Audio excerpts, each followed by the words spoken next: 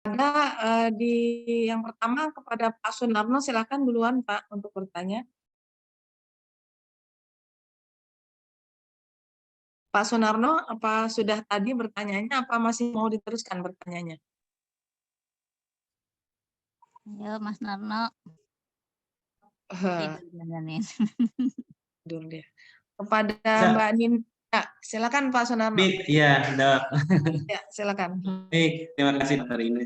Terima kasih Dokter Meti, Masya Allah, luar biasa sekali ilmunya hari ini, Masya Allah.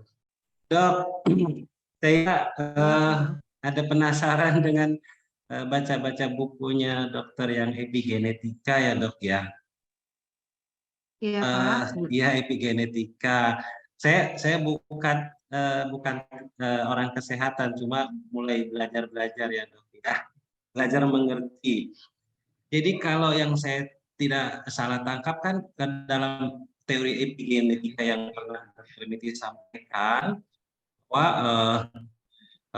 dalam sel itu kan ada terakhirnya ada genetik gen, transkrip gen ya Dok ya. Kalau waktu dia melakukan mitosis pembelahan mRNA-nya susunannya ada banyak gangguan dari luar, susunan transkripnya kan bisa salah dan bisa menimbulkan sesuatu yang berbeda ya Dok ya. Iya, Bisa mutasi yang berbeda. Nah, bekam ini bisa nggak Dok bisa memberikan pengaruh positif terhadap untuk menghalangi terjadinya mutasi yang berbeda Dok? Contohnya mungkin kalau dalam kasus resisten insulin ya Dok ya. Jadi kalau sel-selnya ada resisten terhadap insulin, apakah dengan teori epigenetik ini selnya sudah tidak resisten lagi terhadap insulin sehingga dia bisa reseptornya bisa mengenali lagi GLUT4-nya itu gitu. Gimana Dok dari sisi epigenetika? Terima kasih Dok. Iya, sama-sama Pak Sunarno, Masya Allah. Pak Sunarno, Bu Tulus juga bukan berbasic kesehatan, tapi sekarang Bu Tulus sedang mau jadi dan satu ya, Masya Allah. Seorang yang sangat ingin terus belajar, barakallah. Semoga ilmunya bermanfaat. Jadi epigenetika itu adalah bagaimana intervensi kita. Kalau mungkin kan kita nggak bisa intervensi ubah, karena sejak dari gen ayah kita, kromosom sudah 23 pasang ayah, dari sperma telur sudah bertemu, kemudian jadilah seperti sekarang manusia utuh, nggak bisa diubah. Ada yang nggak punya reseptor estrogen, ada yang gangguan kromosom, ada yang nggak punya rahim, ada yang nggak punya telur, ada yang cuma sebagian setengah rahimnya, ada yang nggak punya vagina, itu nggak bisa diubah karena sifatnya sudah fenotype. Nah, namun dari sisi pendekatan epigenetika untuk yang sifatnya metabolik, yang ke depannya tidak jadi kerusakan, yang sudah rusak memang kalau yang sudah fenotip nggak bisa. Misalnya gini, misalnya ada bibir suming kelainan ya Pak ya, mutasi pada pembentukan dari palatum. Kemudian dengan epigenetika tumbuh lagi itu dagingnya, nggak bisa gitu ya. Tapi ya dengan tindakan karena sudah terjadi ya kita dengan operasi lah gitu. Nah, kalau dia insulin, taruhlah pankreas, insulin ini kan memang sudah sunatullah seorang petugas angkutnya gula. Jadi apapun yang kita makan, kalau semua karbohidrat akan menjadi glukosa, glukosa kan dibutuhkan oleh 100 triliun sel untuk bisa energi mereka membelah, bertumbuh, beregenerasi. Ya, selama kita hidup kan kita butuh selnya mengganti yang membelah. Nah, ketika glukosa ini tidak ada pengangkutnya, berarti ada apa? Si pankreasnya udah ngambek, pankreasnya itu yang ngambek, sehingga nggak mau memproduksi insulin. Jadi kalau disebut penyakit diabetes, kita diterapi dengan pemberian insulin dengan suntikan, insulin sintetik. Jadi insulinnya beredar di seluruh tubuh, ngangkutin gula untuk masukin ke dalam sel. Nah, jadi kalau ingin secara epigenetika, tidak bisa, epigenetika adalah sesuatu yang di luar dari gen ya. Kita melakukan intervensi, pankreasnya jadi targetnya, sel beta Langerhans-nya, selnya itu yang kita buat tidak ngambek lagi. Bagaimana? Jangan sampai sel beta Langerhans itu nggak mau lagi memproduksi insulin. Cara kerjanya adalah bukan masalah reseptornya saja. Siapa sel beta Langerhans? Adalah sebuah sel yang di mana ada DNA-nya di dalam, yang ada aminonya di dalam, yang harus juga kita makan yang benar. mau benerin penyakit diabetes, terus nggak makan gula, terus puasa sepanjang hayatnya nggak bisa, karena butuh asam amino yang juga butuh membangun sel. Secara epigenetika, sel beta Langerhans itu dibuat bisa lagi menghasilkan insulin pertama, cukupkan asam amino untuk bisa membuat hormon insulin. Kedua, jangan sampai DNA-nya sel beta Langerhans di pankreas disusupi benda asing lagi.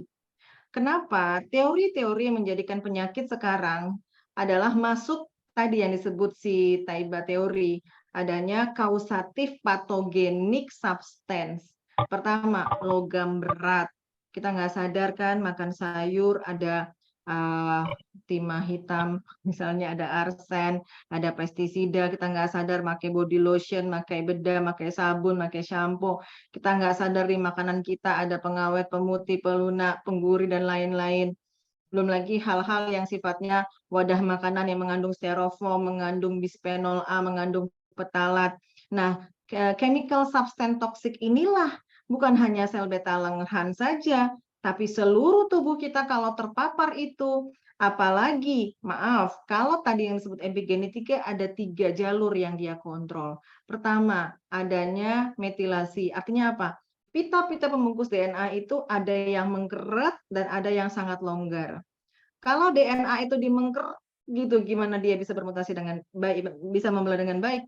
Kalau terlalu longgar banget, akan membuat masuknya gampang tadi si logam berat, bisphenol A, gula-gula maaf, udah sakit diabetes, tapi masih maaf, saya tidak mengapriori, tapi ada produk yang katanya bagus untuk diabetes, tapi isinya bukan gula, bukan glukosa, tapi aspartam. Itu kan termasuk harmful, masuklah ke dalam si beta pankreas. Dia malah dirusak lagi gitu. Tambah lagi tadi ya, si tubuhnya itu dalam kondisi udah banyak banget toksin-toksin yang lain. Nah, jadi bagaimana bisa dengan bekam tadi? Si bekam ini kan Masya Allah, dia menguras ya si chemical, si CPS tadi ya, si bahan-bahan toksin tadi dikuras. Nah, itu dikeluarin. Padahal sebenarnya Allah itu sudah membuat kita mengeluarkan toksin sih dari urinari, dari sistem perkemihan, ngeluarin racun. Dari sistem pembuangan buang air besar, ngeluarin racun. Pori-pori keringat juga ngeluarin racun. Apalagi bulu-bulu ini, kenapa kita disunahkan untuk menggunting bulu-bulu, mencukur bulu ketiak, bulu segala macam. Ingat, kelenjar getah bening, sentral sentinelnya ada di ketiak, ya. Terus ada juga di selangkangan, itu sangat besar sehingga secara sunnah kita harus mencukur bulu kemaluan, bulu ketiak, menggunting kuku karena ternyata toksin tersebut keluar lewat rambut yang makin panjang, keluar lewat kuku. Sehingga kalau ada yang kecanduan narkoba, urinnya tetap negatif, ambil aja rambutnya, ambil aja kukunya, pasti positif toksin narkobanya ada di sana. Nah, tapi itu nggak bisa juga secara maksimal ngeluarin toksin, makanya dibantulah kita punya suatu sunnah, kita itu berbekam. Karena apa? Inilah toksin-toksin yang disebut benda asing ini yang merusak seluruh sel, bukan hanya sakit gula saja gitu ya, penyakit kanker, penyakit autoimun, hipertiroid, kemandulan. Nah, jadi secara epigenetik tadi adalah dengan bekam ini kita menguras toksin keluar dari tubuh, kemudian si gen tadi dijaga, tercukupi asam amino di dalamnya dengan kita mencukupi 20 jenis asam amino, makan tidak jauh dari bentuk aslinya, kemudian ada yang sifatnya adalah ketenangan. Karena ada hubungan ketenangan ya, tidak stres, terjadinya namanya modifikasi histon dan metilasi DNA. Jadi orang-orang yang kalem itu diambil suatu jaringan dari mukosa bibirnya ya. Orang-orang yang misalnya punya tekanan pada zaman perang gitu ya. Saya nanti akan share lah penelitiannya banget. Dia punya tekanan pada zaman perang, tapi dia punya resilience ketahanan mental yang baik. Diambillah mukosa bukal dari mulutnya dan diambillah untuk menilai epigenetikanya dari luaran metilasi DNA-nya dan modifikasi histonnya, dan semuanya itu dalam batas normal sehingga DNA-nya terjaga dan tidak gampang disusupi oleh si zat-zat buruk tadi. Nah, demikian Pak, bekam dan hubungannya mencegah resistensi insulin dalam mengeluarkan toksin dan juga mencegah toksin tadi masuk ke dalam DNA, tapi tidak the one and only bekam menjadi satu-satunya solusi. Kadang-kadang orang bekam, tapi makanannya masih nyampah. Masih tidak selektif memilih makanan-makanan yang barangkali terpapar tadi ya, logam berat, pengawet, penggurih, pewarna, pelembut. Gitu. Jadi begitulah hidup ini memang kita harus benar-benar memandang secara biasa, holistiknya. Begitu Pak Sunarno yang bisa saya sampaikan. Syukran dok, jazakallah khair. Jelas, Ya. insya Allah. Ya, Alhamdulillah. jadi kalau kita membuat sel ini sebenarnya dia itu gennya itu nggak milih-milih kok, semuanya DNA-nya sama kok, DNA tubuh kita sama. Sehingga kita mau makan apapun, bismillah makan pisang ada asam amino. Juga bagus untuk mata, buat kulit, buat rambut, buat semua gitu. Jadi nggak harus dipilah-pilah gitu Pak. Jadi DNA-nya sel beta langhan pankreas dengan DNA-nya sel telur atau sel sperma bapak atau ibu sama. Nah, begitu. Racunnya sama yang masuk gitu. Tapi gimana kita punya penangkalnya? Keluarin racun, jangan tambahin racun, tenangkan hati supaya stabil gen kita, jangan masukkan tadi yang sifatnya makan dengan wadah plastik, makan dengan styrofoam, gula-gula sintetis. Insya Allah hidup akan terjauhkan dari sifatnya toksin-toksin yang tidak baik bagi tubuh. Baik. Demikian, Syukran dok, syukran jazakallah khair. Mbak Yaki. Baik, kita sambung lagi kepada Mbak Nindi. Silakan Mbak Nindi. Iya, baik Dokter Ina, terima kasih. Assalamualaikum Dokter Meti. Waalaikumsalam warahmatullahi wabarakatuh. Ya, pertanyaannya ini Dokter, itu untuk bekam kesuburan, kan ada titik di bawah perut itu Dokter, yang Tadi ke di slide. iya, yang arah ke rahim ya Dokter ya, itu dekat dengan rahim ya. Itu Iya, kenapa? apakah aman dibekam Dokter? Nah, lalu itu solusi yang kedua, solusi untuk sakit saraf Dokter, yang penyakit epilepsi kan berhubungan dengan saraf, apakah bisa diringankan melalui bekam Dokter Meti? Ya, sekian Dokter Meti, terima kasih. Assalamualaikum. Ya, waalaikumsalam warahmatullahi wabarakatuh. Jadi pertama adalah saya juga bukan peneliti titik bekam tadi ya. Saya cuman ambil referensi dari textbook si dokter tadi yang sudah menulis. Saya kira dia menulis textbook tersebut sudah dengan uji yang sangat aman. Ya, jadi tadi titik bukan kata Dr. Meti, saya kutip dari referensi buku tadi yang Dr. Meti tampilkan. Insya Allah perjalanan beliau di Saudi sudah melakukan bekam, seorang dokter. Saya kira dia tidak sembarangan untuk menulis buku dan mengatakan itu aman, insya Allah. Jadi bukan kata si fulan kata, tapi dia berdasarkan ya insya Allah melakukan sudah dengan scientific atau evidence base. Kemudian tentang epilepsi ini memang harus hati-hati karena epilepsi ini pertama ya dia itu tidak bisa terprovokasi dengan jangankan dengan rasa nyeri ya, dengan sambaran kilatan cahaya bisa gampang itu kambuh. Dengan suara yang ngagetin juga bisa, dengan keletihan physically yang berat juga bisa kambuh. Nah, jadi bagaimana solusi untuk melakukan bekam pada pasien-pasien epilepsi? Pertama, ya kuatkan azamnya untuk bekam, ya sama ada anak-anak ya ditenangkan. Jangan sampai menjerit-jerit itu ya tegang-tegang dibekam paksa, nggak bisa. Jadi kalau bisa sih menurut saya ditenangkan, dibuai dulu, dibuat massage dulu. Karena apa? Dengan kita tapping, dengan massage juga itu dapat merangsang yang namanya hormon-hormon endorfin ya. Jadi sebelum mengarah kepada yang sifatnya wet cupping, ya kita dahulukan pijat dulu ya, balurin dengan minyak aromaterapi dia supaya rileks. Kalau misalnya di anak-anak peluk dulu dengan ibunya, kemudian balur dengan misalnya minyak-minyak yang yang membuat hangat gitu ya. Baru awali dulu sekali, 2, 3 kali pertemuan dengan dry cupping. Kalau saya sih demikian. Saya tidak akan berani untuk orang-orang yang punya riwayat epilepsi langsung membekam dengan wet cupping.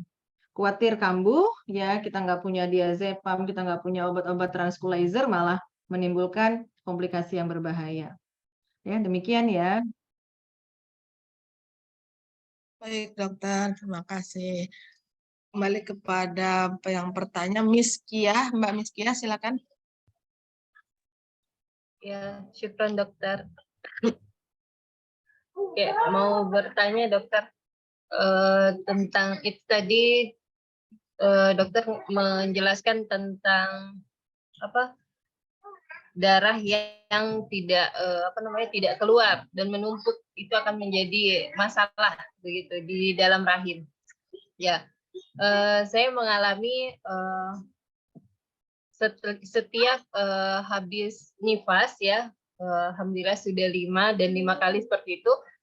Setiap habis nifas, habis itu saya tidak mengalami menstruasi sampai umur anak saya sekitar 1 tahun. Ya berbeda-beda sih setiap anak untuk waktunya begitu. Setelah itu baru saya menstruasi lagi.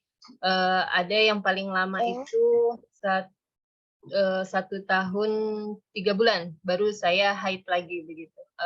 Ya, apakah itu tidak mempengaruhi akan menimbulkan penyakit begitu? Ya, terima kasih dokter. Itu saja yang saya tanya. Syukran. Ya, oke, Masya Allah, Bu Miskia. Jadi memang memahami ilmu kedokteran itu memang harus kita pelan-pelan dicerahkan ya para sahabat akhwat terutama. Banyak yang bertanya, dok saya nggak haid, itu gimana darah haid saya dan numpuk di perut? Bunda, para anak gadis, anak akhwat, ternyata kita logik begini saja. Bunda nggak kutip dari textbook. Kenapa ya nenek kita yang menopause itu tidak lagi? Ternyata wanita itu, jadi Bunda belajar lagi ya, nge-share ilmu tentang ginekologi para sahabat wanita. Perempuan itu dipercaya Allah itu lebih luar biasanya, bahkan Rasulullah itu ibumu gitu didahulukan. Karena Allah percaya kita saat usia 4 bulan dalam kandungan, Allah sudah berikan cash sekitar 3 juta butir sel telur dalam indung telur kita. Cash ya, langsung dikasih 3 juta butir. Seiring waktu berjalan, usia 40 habis sel telur. Sel telur habis, maka tidak haid. Jadi, wanita itu masih haid berhubungan dengan adanya sel telur yang matang dan tidak dibuahi sehingga luruh, dinding rahim menebal menjadi haid. Wanita yang tidak haid pertama, karena dia sedang menyusui atau hamil, Allah jaga sel telurnya tidak ada yang matang. Kenapa? Sel telur ini berhubungan dengan hormon dalam otak yang disebut follicle stimulating hormone. Setiap bulan wanita tidak hamil mengeluarkan hormon FSH untuk membesarkan telur di indung telur untuk membesar. Pada wanita hamil tidak perlu lagi dibesarkan telur karena telurnya sudah berhasil dibuahi, di-stop sama Allah. Dan Allah menyuruhkan dalam Al-Baqarah 233, hai wanita susuin anakmu 24 bulan demi Allah. Allah itu mengganti FSH, meninggikan prolaktin, menekan FSH sehingga telur nggak matang. Susu nggak ada yang matang, apa yang terjadi? Tidak akan haid. Jadi bagi siapa yang tidak haid, termasuk PCO, tidak ada telur yang matang karena kecil-kecil bantet karena tidak seimbang hormon. Bukan karena Allah, tapi dia sendiri yang membuat tidak seimbang hormon dengan obesitas, tinggi gula, tinggi lemak jenuh. Tapi kalau keadaan sunatullah hamil dan menyusui, Allah yang sudah takdirkan berhenti telurnya matang. Karena Allah mengganti hormon tertentu untuk bisa keluar air susu dari payudara. Jadi para wanita yang tidak haid dalam kondisi hamil dan juga menyusui, bukan berarti darah haidnya bertumbuh. Malah dinding rahimnya tipis-tipis saja. Saya pribadi 2 tahun tidak haid karena menyusui anak-anak saya. Demikian ya, jadi para akhwat kalau tidak haid bukan salah.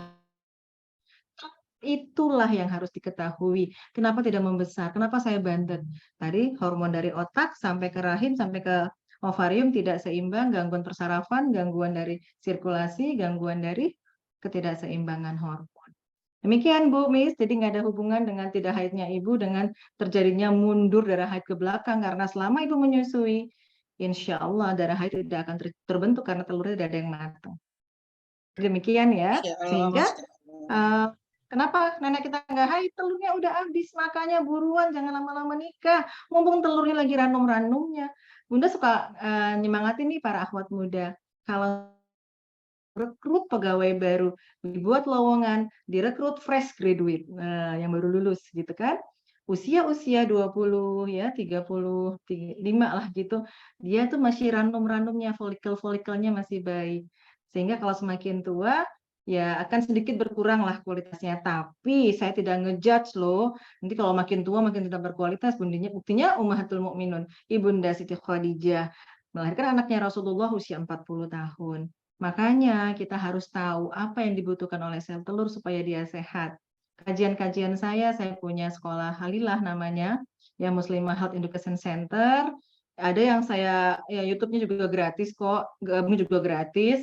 Ikutin, banyak kelas-kelas saya yang menceritakan bagaimana kita mempreservasi, menjaga sel telur yang cuman segitu-gitunya tidak cepat rusak. Kenapa? Kalau dia ketimbun sama darah endometriosis, dioperasi, diangkat, udah hilang tuh 1 juta sel telur, ya. Kena kista, menggembung, diangkat kistanya, udah hilang tuh sekitar 1 juta lagi, tinggal deh remah-remahnya. Nah, begitu ya. Demikian Bu Miskia, penjelasan dari saya. Masya Allah ya. Baik dokter, terima kasih. Ini kita sambung lagi kepada Pak Endang. Silakan Pak Endang. Endang ada? Ya, ada Bu. Terima kasih dok. Assalamualaikum. Saya mau nanya ini dok, ya kesuburan ya tingkat apa? Ada pasangan-pasangan yang masih banyak yang apa? Tadi infertilitas ya, udah sekian tahun, ada yang 10 tahun lebih belum punya apa? Belum bisa apa? Betul. Nah itu ada penelitian kan dok, dari bekam saja bisa kesuburan itu bisa ini gitu, membuahkan hasil gitu. Ya, begitu aja dok. Terima kasih. Assalamualaikum warahmatullahi wabarakatuh. Waalaikumsalam warahmatullahi wabarakatuh.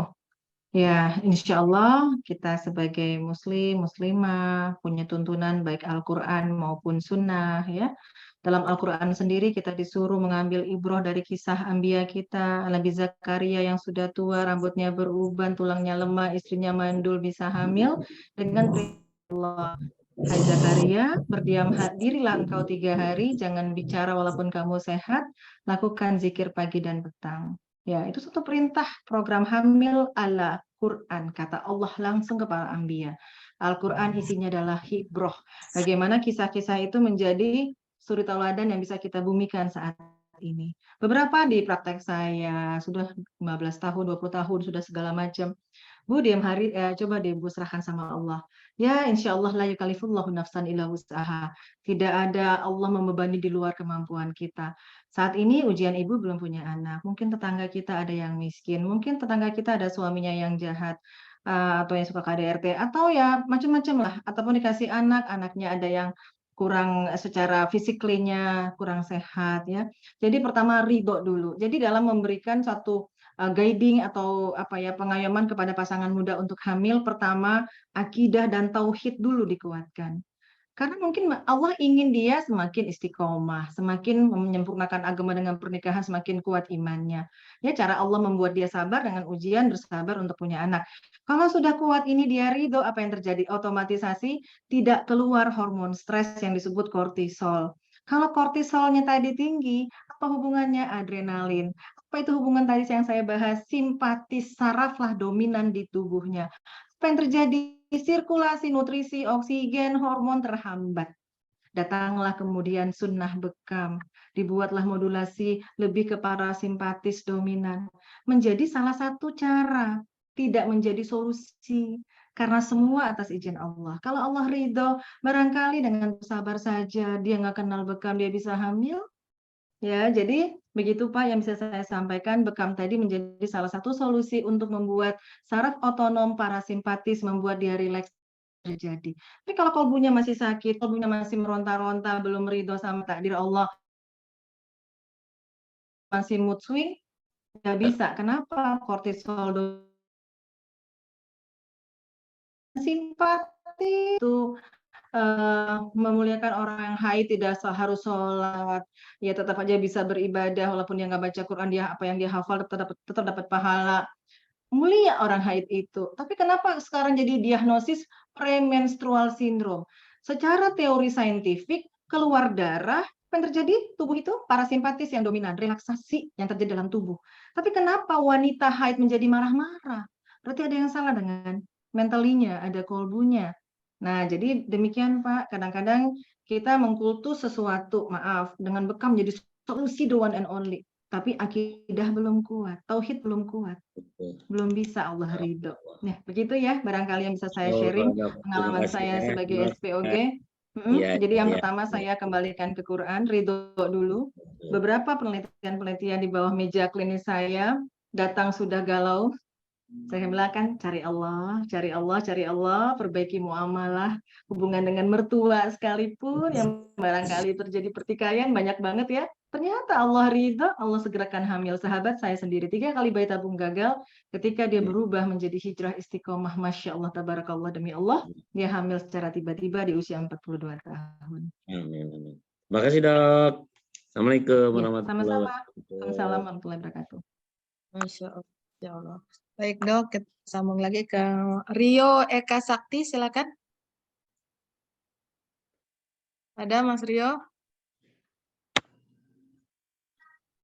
Ya, kalau nggak ada, kita beralih ke Umu Hamzah. Silakan Umu Hamzah.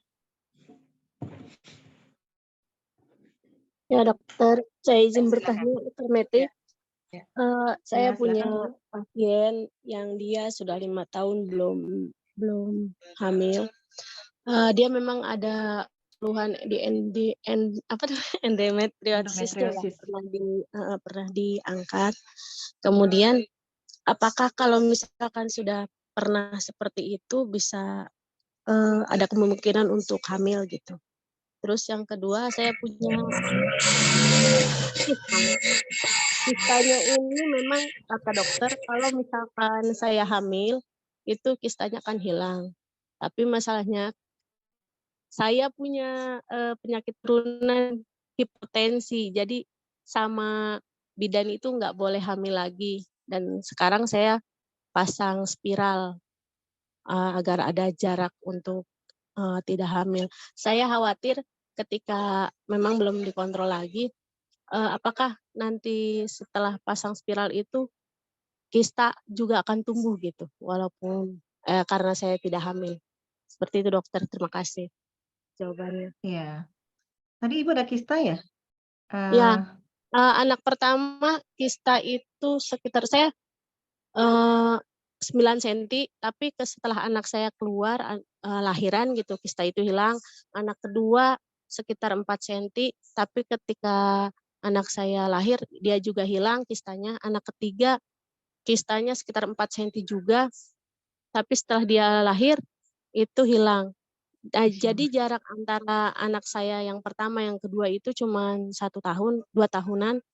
Jadi 1 tahun 10 bulan sudah punya adik gitu. Anak saya yang kedua sampai ketiga itu saya KB, tapi ternyata ada kista lagi, makanya saya hamil lagi. Alhamdulillah anak lahiran ketiga itu kistanya hilang.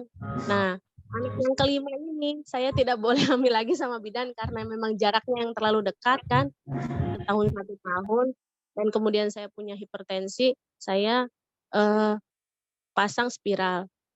Saya khawatirnya begini, ketika saya pasang spiral, apakah ada kemungkinan kista itu tumbuh gitu? Apa gejalanya itu sama seperti saya ketika belum pasang spiral kalau head. Jadi kayak sakit perut kayak gitu. Terus nyeri headnya luar biasa dan keluar darahnya juga banyak. Apakah saya Baik. tidak aman untuk pasang spiral gitu? Apa harus copot aja atau gimana? Terima kasih dokter. Sama tadi pasien Ibu ya, klien tadi yang endometriosis Iya. ya. Iya. Jadi endometriosis memang gejalanya nyeri haid, dan endometriosis ini adalah peradangan dilokalize di rahim, bisa di tuba, bisa di ovarium. Darah haidnya bertumpuk di situ. Endometrium adalah suatu jaringan normal dalam rahim yang harus luruh tiap bulan seiring dengan darah haid itu keluar. Ada bagian stratum atas ya yang keluar. Bagian atas tidak semua endometrium lepas gitu, enggak. Nah, pada orang endometriosis, penyakit di mana endometrium jalan-jalan keluar rahim, baik itu ke tuba maupun ke ovarium. sehingga mengganggu dari proses implantasi atau pertemuan sperma dengan telur. Sehingga sudah dibersihkan dulu deh endometriosisnya dengan laparoskopi gitu ya, atau diangkat dulu kisah coklatnya supaya nanti spermanya senang masuk ke dalam organ reproduksi atau dalam rahim atau membuahi telur. Karena apa? Ibarat kita mau masuk rumah, di depan rumah ada sampah-sampah berserakan yang tidak baik, kita pasti akan sungkan untuk masuk ke dalam. Begitulah kenapa endometriosis menjadi sulit hamil, karena ada sesuatu peradangan yang sifatnya kronis di organ rahim tersebut. Kenapa setiap bulan ketika kita mau haid, keluar darah haid di tuba, numpuk darah haid di ovarium begitu. Jadi memang harus diselesaikan dengan pertama estrogen tadi, jangan dominan, Bu. Kembali lagi tadi Dokter Meti bilang apa? Hormon yang membentuk hormon reproduksi baik pada pria dan wanita dibentuk oleh kolesterol. Ayo, gimana muhasabah dirinya? Kita buat yuk daftar lemak jahat, lemak jenuh atau lemak tidak baik dengan lemak baik. Gampang banget, di browsing aja, di googling. Print, tempel di rumah. Oh, saya nggak boleh makan burger, saya nggak mau makan roti, cookies, cake, gula pasir, susu, keju. Dipantengin dulu, apalagi estrogen dari kedelai. Saya nggak nyalahin tempe, tapi kebanyakan tempe itu adalah sangat tinggi estrogennya. Kemudian apalagi ayam potong. Ya, saya lihat pakan ternak dari ayam potong tinggi estrogen, disuntikin juga estrogen. Bahkan 3 minggu dari anak ayam menjadi ayam besar. Ya, karena hormon estrogen. Terus makannya ayam terus, makannya kedelai terus apalagi cumi, udang, kepiting juga mengandung estrogen. Terus nggak boleh, Dok. Bagi orang-orang yang sudah ada gejala nyeri haid, dokter sudah katakan bahwa reseptor estrogen dibawakan oleh ibunda kita saat kita hamil, saat kita dalam kandungan ibu kita sudah dibawain. Contoh, si Fulanah A punya estrogen yang banyak, estrogen reseptor oleh ibunya, dibawain ya. Ibunya waktu hamil suka makan lemak jenuh. Dia dalam tubuhnya mengandung estrogen reseptor yang lebih banyak, mungkin 100.000 reseptor estrogen. Tuba ataupun di payudara. Fulanah B tidak punya estrogen yang berlebihan, normal-normal saja.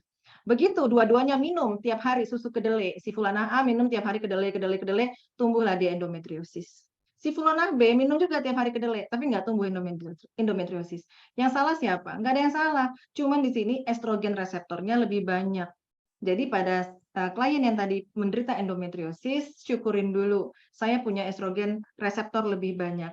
Kenapa saya bilang begitu? Estrogen reseptor juga ada di payudara.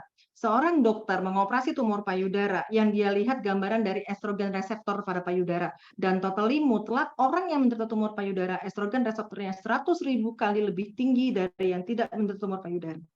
Dan ini masalahnya adalah di epigenetika, di proses penyusunan reseptor dalam kandungan sejak wanita itu hamil. Sehingga saya suka cerewet banget pada wanita hamil.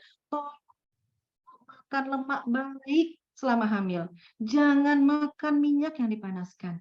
Jangan makan roti, jangan makan gula berlebihan. Jadi saya makan apa dong, Dok? Makan ikan lebih dominan, Bu, ya, karena mengandung omega 3, 6, 9, DHA, EPA, dan juga misalnya alpukat, air kelapa, gitu. Nah, jadi itulah masalah endometriosis karena salah satunya adalah estrogen reseptornya tinggi dan asupan makanannya adalah tinggi lemak jenuh. Oke, yang ibu juga kista ovarium. Ovarium juga mempunyai reseptor estrogen. Alhamdulillah dibawain reseptor estrogen dari turun-temurunnya ibu lebih banyak. Jadi muhasabah diri. Saya lebih banyak makannya seperti apa, Dokter Meti? Protein hewaninya cukup ikan dan telur direbus saja, Bu. Kurangi tepung-tepungan. Lebih banyak minum air kelapa, lemak baik dari minum minyak zaitun, alpukat, gitu ya. Kemudian banyakin masalah makan sayur-sayuran, buah-buahan, karena perlu dari vitamin-vitamin mineral tadi membangun enzim metabolisme lemak, gitu. Nah, ibu bagus untuk menggunakan IUD, karena kalau ibu dengan menggunakan KB hormon kan mengandung estrogen lagi. Makin tinggi lagi estrogennya, kitanya ya jadi blunder, hilang timbul terus. Dengan menggunakan IUD non hormonal, dia hanya mencegah pertemuan sperma dan telur, insya Allah sih lebih baik. Tapi kalau menyebabkan perdarahan, ada penyebab lain yang harus dicari tahu. Coba USG transvaginal. Jangan-jangan posisi IUD-nya miring. Maaf, kadang-kadang kita berhubungan berjimat, ya ada beberapa gerakan yang dapat membuat dia posisinya berubah, ya. Perlu direposisikan.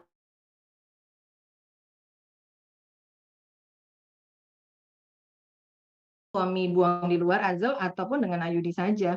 Jadi non hormonal lebih baik buat ibu. Insya Allah dengan IUD tidak memicu ibu tumbuh kista. Tapi ibu harus benar-benar berazam, saya harus meninggalkan semua asupan lemak jenuh. Ya, berbekam, karena berbekam menurunkan kolesterol jahat atau lemak jenuh. Ya, penelitian dari dokter Pak D. Wahyu Wahyudi ya, Widada, ya luar biasa tentang bagaimana penurunan kolesterol dengan berbekam. Orang yang hipertensi, salah satu pemicunya adalah tingginya LDL dalam darahnya. LDL adalah lemak jenuh yang menjadi plak menimbun di pembuluh darah, sehingga kalau kita lihat fenomena menyiram bunga dengan selang, ibu nyiram bunga, hidupin keran air, air mengalir. Semakin ibu pencet selangnya, maka alirannya makin kencang, volume darahnya makin sedikit. Orang hipertensi, aliran darahnya kencang, volume darahnya sedikit. Berarti apa? Pengecilan pembuluh darah akibat bertumpuknya lemak jenuh. Penghilangnya adalah kurangi asupan lemak jenuh, berbekamlah, rutinlah berpuasa. Insya Allah, orang-orang yang berubah dirinya dengan habit-habit lebih sehat, hipertensinya akan sembuh sendiri. Demikian ya Bu, saran dari saya. Jazakillahu khair, dokter. Oh iya, Ki. Masya Allah, bisa ini sudah jam kurang 2 menit lagi, apa bisa ditambah dokter atau gimana? Apa Kayaknya sudah? sudah, nanti kalau ada yang mau di chat-chat saja Dokter Ine, insya Allah saya balas dengan voice note nanti, insya Allah. Baik-baik dok. Nanti jadi dari chat aja mungkin dokter nanti bisa jawab dari sini. Jadi kita sudahi saja dok? Atau gimana? Ya. Ya, baik. Silakan. Ya, insya Allah kita ketemu lagi. Jadi sahabat-sahabat pada paham ya. Hari ini saya hadir bekamnya adalah untuk menstabilkan sistem hormon, sirkulasi, limfe, imun ya, dan juga syaraf tadi. Ya baik dong. Jazakallah ilmunya. Semoga Dokter Meti barokah ke dunia akhirat ya. Sehat selalu dok. Jazakumullah khairan katsiran, Dokter Ina. Baik Mas Dwi, silakan untuk acara. Ya, baik. Alhamdulillah, teman-teman semua, hari ini sudah mendengarkan satu penyampaian keilmuan yang sangat bermanfaat sekali dari Dokter Meti. Mudah-mudahan apa yang disampaikan bisa bermanfaat buat kita dan menambah khazanah keilmuan kita. Untuk itu diucapkan banyak terima kasih kepada Dokter Meti atas penyampaiannya dan Dokter Ina atas panduan acara ini. Untuk itu kita tutup kegiatan kita dengan sama-sama membaca hamdalah. Alhamdulillahirrahmanirrahim. Terima kasih atas kebersamaan selama ini. Tak terasa sudah berakhir juga waktu kita untuk kuliah online pakar bekam di kesempatan hari ini. Kami dari atas nama MD Organizer mohon maaf atas segala kekurangan yang mungkin terjadi dalam pelaksanaan selama 12 kali pertemuan ini. Kedepannya insya Allah kita akan bertemu kembali di kegiatan yang lainnya. Terima kasih atas partisipasinya selama ini dan kita mudah-mudahan bisa bertemu di lain kesempatan. Kita tutup kegiatan kita dengan mengucapkan doa kafaratul majelis. Subhanakallah wa bihamdika. Kalam dari kami, mohon maaf atas segala kekurangan. Wabillahi taufiq wal hidayah. Assalamualaikum warahmatullahi wabarakatuh. Waalaikumsalam warahmatullahi wabarakatuh. Assalamualaikum warahmatullahi wabarakatuh. Terima